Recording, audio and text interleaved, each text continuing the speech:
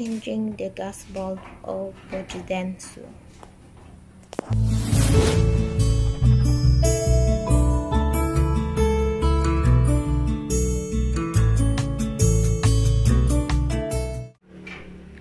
Hi everyone! So, yung vlog natin ngayon is magpapalit po ng gas bulb sa ating oven, gas range.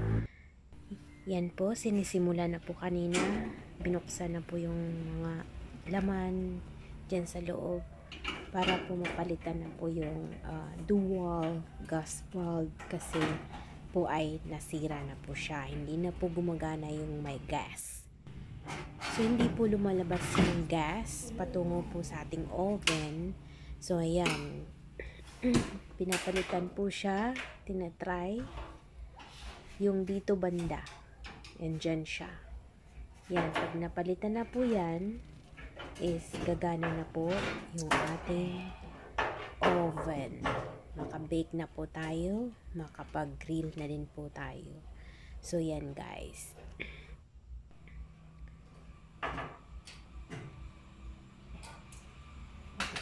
So, ayun. Dito banda yung papalitan niya dyan. So, ang hirap palitan. Maraming mga wire pala nasa loob nito. Kinakabitan ng mga wire para po dyan po lumalabas yung mga apoy kapag nagluto po tayo. Yan. Nililinis yung bilog ng ating stove kasi marami po siyang nalalaglag pag tayo nagluluto. Sa ilalim ng kawali nang gagaling yung parang dust. So, need po siyang so, ayan. Natanggal po siya at palitan po yan ng bago. So, ang price po yan ay nasa 1,100 something. And then, the labor should be maybe 900. So, almost 2,000 to change the gas bulb for this oven. The brand of this oven should be Fujidensu. So, ayan guys.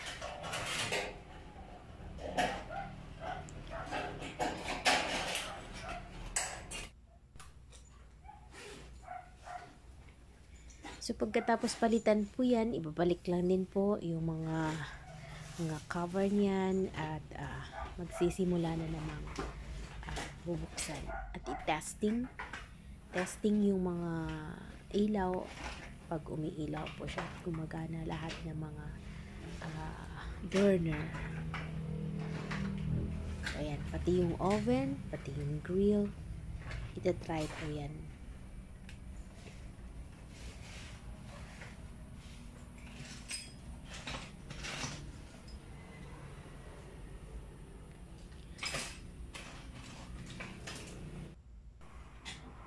So, ayan, nabalik na po siya. Binabalik na po ng ating technician yung ating mga lutuan. Party ng lutuan.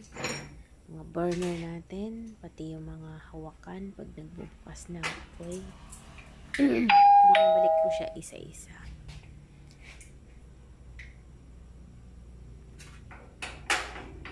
So, almost 2 years na po siya.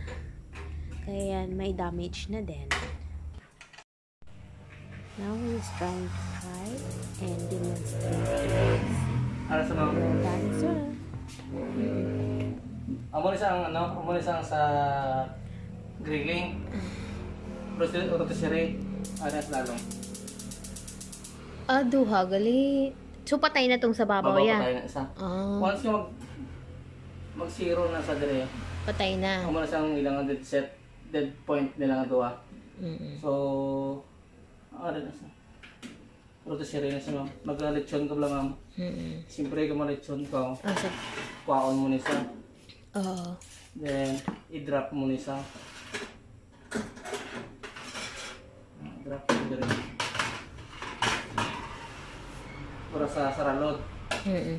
Then, guba na gani no. Na lost thread na siya.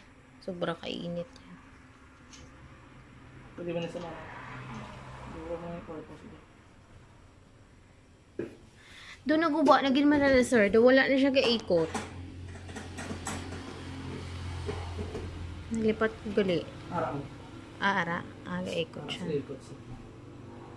Okay. Ano rin siya? Direct. Mm-mm. Kung mag-lechon, dito na open sa. Pero kung mag-bake ka, ano marami siya.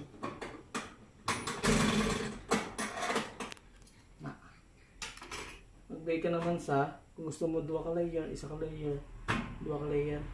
Wala rin gamit. Hindi sa ano mag-bake mo. At kung mag-lechon ka naman sa baboy, pwede mo siya magamit.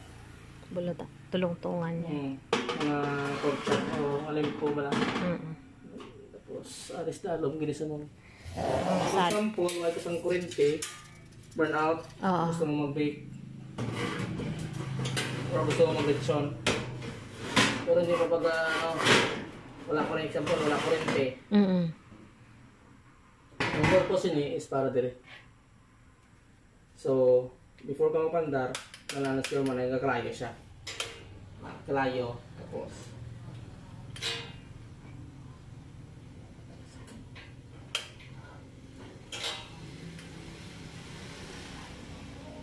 Okay.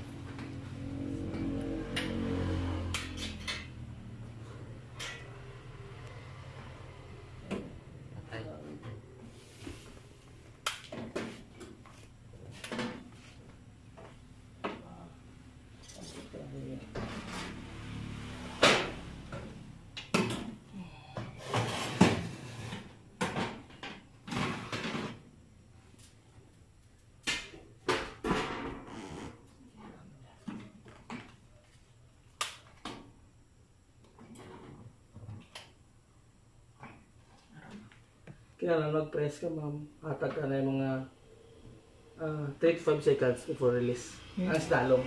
Ang sabaw na sa grilling, ang saya, wala sa temperature. Ang diri sa babaw. So pag pandar mo sa maklayo, sa dayon. Ang diri naman sa yaya, sa dalo, may temperature na sa ginabasihan. Ang sensor to pala, ma'am? Ang areo. Amo na sa ginabasihan sa temperature ya. Sa imo nga i-bake. Okay. Dalong sa kernel.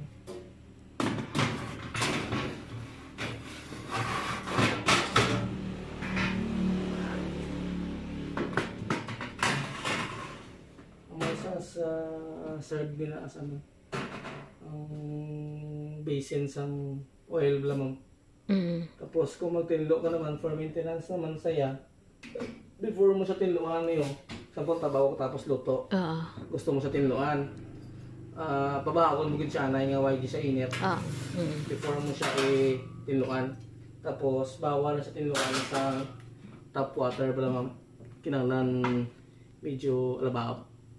So hindi mo siya tawag na kundi doon lang warm water lang.